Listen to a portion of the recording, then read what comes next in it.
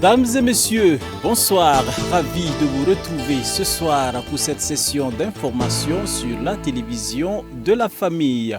Au sommaire de cette édition, bruit dans les relations entre le Mali et la France. Et puis, Église et développement, c'est le nouveau module qui s'ajoute dans les curricula de formation des pasteurs à la faculté de théologie des Assemblées de Dieu du Burkina Faso. Bonsoir encore une fois et bienvenue. Tout d'abord, le président du mouvement patriotique pour la sauvegarde et la restauration MPSR, chef de l'État, le lieutenant-colonel Paul-Henri Sandaogo Damiba, poursuit les échanges avec différentes composantes de la société dans la perspective d'aboutir à des propositions inclusives et consensuelles répondant au mieux aux aspirations légitimes du peuple burkinabé. Après les officiers généraux de la seconde section, il a reçu les directeurs généraux des sociétés d'État et des établissements publics de l'État EPE. Ces concertations visent à fédérer l'ensemble des énergies de notre pays, bien entendu, pour jeter les bases d'un Burkina Faso nouveau, comme l'a expliqué le chef de l'État dans son premier message à la nation jeudi dernier. Après les EPE, le président du Faso a reçu également les chefs d'état-major des pays membres de la CEDEAO, conduite par le vice-admiral Seth Amouama. À l'issue de cette rencontre avec le MPSR, les chefs d'état-major des pays membres de la CEDEAO ont eu un bref entretien avec le chef de l'État, le lieutenant-colonel Paul-Henri Sandaogo Damiba. Aujourd'hui, 31 janvier, c'est au tour des ministres des Affaires étrangères des pays membres de la CEDEAO d'être reçus.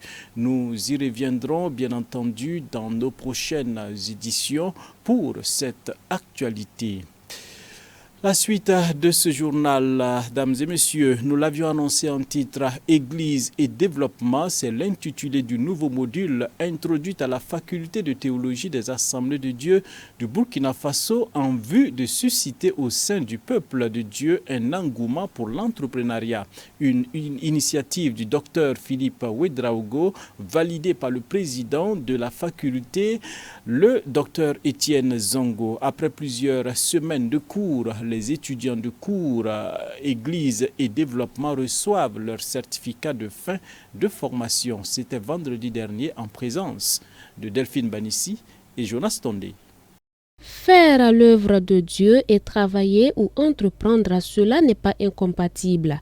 C'est fort de cette vision que la faculté de théologie de l'Église des Assemblées de Dieu du Burkina Faso a initié sous proposition du Dr Philippe Ouedraogo des cours intitulés Église et développement, un module qui vise à susciter en tout chrétien le désir d'entreprendre dans le domaine professionnel tout en obéissant à la grande commission de Christ. Bon, l'Église de développement est un titre hybride qui renferme beaucoup de choses, mais en réalité, nous avons creusé en profondeur pour voir un peu ce que l'Ancien Testament et le Nouveau Testament nous parlent du travail. Et quel est le mandat que Dieu a donné à l'Église. Nous sommes partis de Genèse 1, 28, Genèse 2, 15, et nous avons touché la grande commission que Jésus a donnée à ses disciples et son grand commandement d'aimer le monde entier. Donc c'est un peu la mise en œuvre de la grande commission. Et comme l'Église dit de revenir, enfin, les 3 R, commençant par la réforme, nous avons jugé bon de revenir à nos fondamentaux et d'enseigner à nos fidèles dans nos églises locales l'importance du travail, l'importance d'être un disciple de Christ, l'importance d'aimer, non pas seulement sur les paroles, mais d'aimer en action. Après des semaines de cours, ces étudiants reçoivent des certificats de fin de formation. Tout en reconnaissant la portée de ces enseignements dans leur ministère, les étudiants saluent l'introduction de ce nouveau module dans leur formation. Ce cours-là nous a beaucoup animés parce qu'il a une portée financière. Et tant que vous parlez de finances, ça intéresse beaucoup les gens. Les finances veut dire argent. Et qui dit argent, même le chrétien en a besoin. Si ce cours-là pouvait être peut-être dispensé sous forme de séminaire ou en tout cas présenté dans d'autres localités, ça va aider beaucoup nos églises locales. parce que le taux de chômage est vraiment élevé. On attend beaucoup de l'État, alors que l'État ne peut pas tout faire en fait pour nous. Il faut pas... Ce qui m'a vraiment touché, c'est qu'on nous a appris que notre profession, notre métier, partout où nous sommes mandatés comme pasteurs. Cela représente un pupitre pour nous et c'est comme si notre église de base nous envoyait. C'est une occasion, une opportunité pour avoir des âmes. Et ça, c'est très important. Sans oublier l'aspect, le chrétien a toujours peur de parler d'argent et ainsi de suite. Mais là, Dieu même nous encourage à en chercher. Pour le président de l'Église des Assemblées de Dieu du Burkina Faso, par ailleurs président de la faculté, le cours Église et développement est d'un grand bénéfice pour le peuple de Dieu. En outre, le docteur Étienne Zongo attend de ses étudiants qu'ils soient des relais dans leurs différentes assemblées. Le cours Église et développement que le docteur Philippe a dispensé, je l'ai entendu sous d'autres cieux et j'ai trouvé que ce cours pouvait être très, très bénéfique pour nos étudiants. Et je crois fermement que nous bénéficions de ces expériences. C'est un enseignant et il a mis à profit pour les étudiants et nous sommes très, très, très heureux. Et ce certificat va les rappeler ce qu'ils ont fait et je crois que ce certificat aussi va les amener à pouvoir avoir du chemin dans d'autres cieux. Des certificats décernés aux étudiants pour servir et valoir ce que de droit dans leurs différents domaines. Parlons musique dans cette édition, un nouvel album sur le marché discographique intitulé Phil Wende avec 7 titres à l'appui. Phil Wende Élisée Ouedraogo fait ses premiers pas sur la scène musicale chrétienne. De nombreux thèmes sont évoqués, surtout un appel à l'endroit de ceux-là qui n'ont pas encore fait la paix avec notre Seigneur Jésus-Christ. La dédicace a eu lieu ce samedi en présence de Antoinette Bénan et Gédéon Tapsoba. Réveil, un mot interpellateur.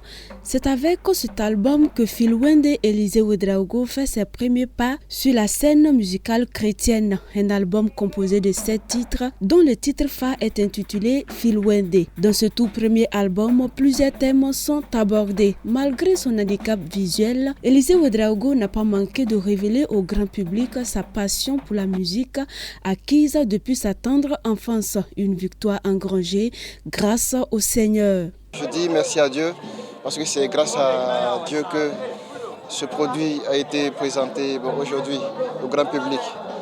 Voilà, donc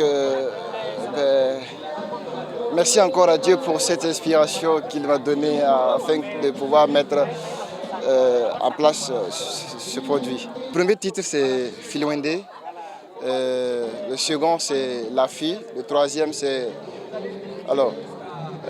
Bonda Jésus, Yikadam, Jésus Mbonde, Jésus Watame. Voilà, c'est une adoration. Alors, deuxième position, c'est surtout l'appel pour ceux qui n'ont pas encore reçu Jésus-Christ comme leur Seigneur et Sauveur. Alors, on les invite à venir goûter cet amour qui est en Jésus, cette paix qui est en Jésus, et ce qui s'ensuit. Dévancier dans la musique, Kemtore Saïdou félicite son filleul pour le travail abattu avec des conseils à l'appui. Franchement, c'est à féliciter. C'est un garçon à encourager. Et vu son handicap visuel, arriver à faire de tels exploits, vraiment, certains diraient que ça relève de l'impossible. Mais avec Dieu, tout est possible. Et vraiment, moi, j'ai aimé le premier son jusqu'au 7e son. Le conseil, c'est comme il est lui-même son propre arrangeur, alors les prochaines fois, c'est de s'attacher les services de dévanciers. Voilà, d'autres personnes qui sont dans l'arrangement musical depuis longtemps, des musiciens professionnels, etc. C'est pas exclu quand on fait les sons, d'appeler des gens à venir écouter et faire des propositions pour essayer de modifier. Donc les prochaines fois, il peut demander à des gens la contribution des aînés, voilà, des dévanciers, pour pouvoir faire encore davantage mieux. Le responsable de l'association évangélique pour la formation artistique et culturelle se dit ébahi face au talent du jeune artiste malgré son handicap visuel. Je rends grâce à Dieu pour sa vie. Nous les avons reçus, ils étaient 2, handicap visuel. Bon, je me demandais comment ces jeunes pouvaient, ces enfants, parce qu'ils étaient très jeunes, pouvaient apprendre le piano ou bien la batterie. Mais gloire soit rendue à Dieu, et ils s'en sont sortis. Et chaque fois, je rentrais dans leur salle pour voir comment ils se débrouillaient pour apprendre. Et leurs professeurs étaient fiers d'eux parce qu'ils arrivaient à faire des choses que même ceux qui voient n'arrivent pas à faire. Et l'album, il m'a fait écouter les titres, j'ai donné mon impression. Et la question que je me suis posée, comment lui, il s'est débrouillé à travailler avec l'ordinateur. Mais vraiment, c'est la grâce de Dieu. C'est Dieu qui lui a donné cette intelligence et je lui souhaite bon vent en tout cas. Natif de Kongoussi dans la province du Bam, Philwende Élisée Ouedraogo a eu le soutien de ses parents qui l'ont inscrit à l'Union nationale des associations burkinabè pour la promotion des aveugles et malvoyants, une école de formation qui a encore ravivé la passion musicale qui aujourd'hui est devenue une réalité sans omettre quelques difficultés rencontrées. Le chemin est encore long, il compte sur la grâce de Dieu pour relever le défi. Pour ceux qui s'apitoient sur le sort, un message particulier leur est adressé. Le handicap ne peut pas empêcher de faire ce que Dieu t'a appelé de faire. Mais donc ces personnes-là, ils peuvent aussi avoir des raisons explicables. Donc à ce niveau, je les comprends, mais tout ce que je peux dire, je les appelle de venir à Jésus. C'est de là maintenant ils vont pouvoir vraiment avoir cette stabilité-là dans leur vie. Hors de chez nous, et nous l'annoncions en titre, les relations entre le Mali et la France sont au rouge et bien des relations qui sont loin de s'apaiser. En visite à Bruxelles, le ministre des Affaires étrangères Abdoulaye Diop, bien entendu du Mali, a fustigé les récentes critiques de la France envers la junte. Tout ça parce qu'on a touché leurs intérêts, a-t-il lancé. Suivez. Les relations entre le Mali et la France sont loin de s'apaiser. En visite à Bruxelles, le ministre des Affaires étrangères malien, Abdoulaye Diop, a affirmé que ces tensions entre les deux pays étaient nées de la remise en cause des intérêts français depuis l'arrivée de la junte au pouvoir. Toujours selon Abdoulaye Diop, la France, qui dit défendre la démocratie et s'insurger contre le report des élections du 27 février, a par le passé installé de nouveaux dirigeants dans d'autres pays africains suite à des coups d'État militaires. Depuis la prise du pouvoir au Mali par la junte en août 2020, la France n'a cessé de prendre ses distances avec Bamako. Les militaires français qui étaient encore au nombre de 5000 au Sahel l'été dernier ne devraient plus être que 2500 à 3000 d'ici 2023. Un désengagement militaire accompagné d'une mise au ban du Mali par la CEDEAO avec un embargo sévère et des fermetures de frontières qui ont été soutenues par la France ainsi que l'Union européenne et les États-Unis. Et sur ce feuilleton qui est loin d'être terminé, nous l'apprenions ce soir, les autorités maliennes ont sommé l'ambassadeur français au Mali de quitter le pays dans un délai de 72 heures. Au Canada, deuxième jour consécutif de manifestations anti-mesures sanitaires. Des opposants aux mesures sanitaires contre le Covid-19 ont manifesté pour la deuxième journée consécutive dimanche dans la capitale canadienne, Ottawa. Suivez. La capitale canadienne a été le théâtre de manifestations des opposants aux mesures sanitaires contre le Covid-19 durant tout le week-end. Le mouvement de contestation a été initié par des camionneurs opposés à l'obligation vaccinale pour traverser la frontière terrestre entre le Canada et les États-Unis. D'autres opposants ont également convergé vers Ottawa pour soutenir les routiers venus en convoi de tout le pays. Ce camionneur, lui-même non vacciné, se dit prêt à protester pendant plusieurs mois. Il dit rester mobilisé pour les autres.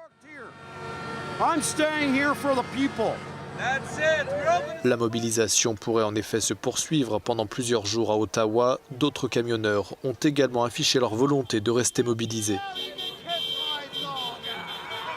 La police a annoncé avoir ouvert plusieurs enquêtes criminelles en lien avec la profanation de monuments nationaux ou de comportements menaçants, illégaux et intimidants.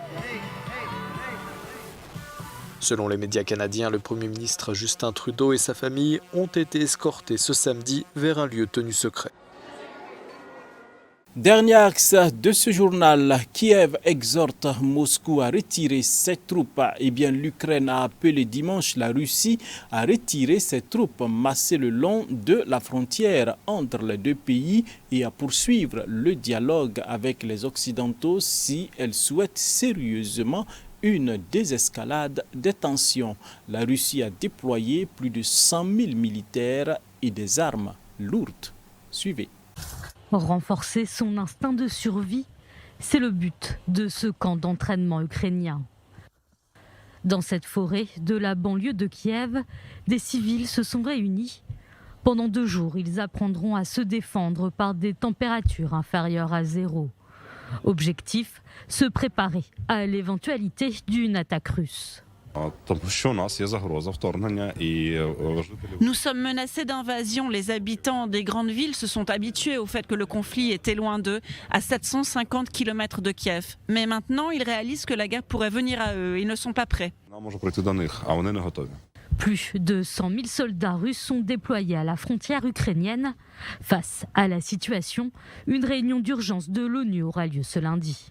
Le Conseil de sécurité est uni. Nos voix sont unies pour demander aux Russes de s'expliquer. Nous allons entrer dans la salle, prêts à les écouter, mais nous n'allons pas nous laisser distraire par leur propagande.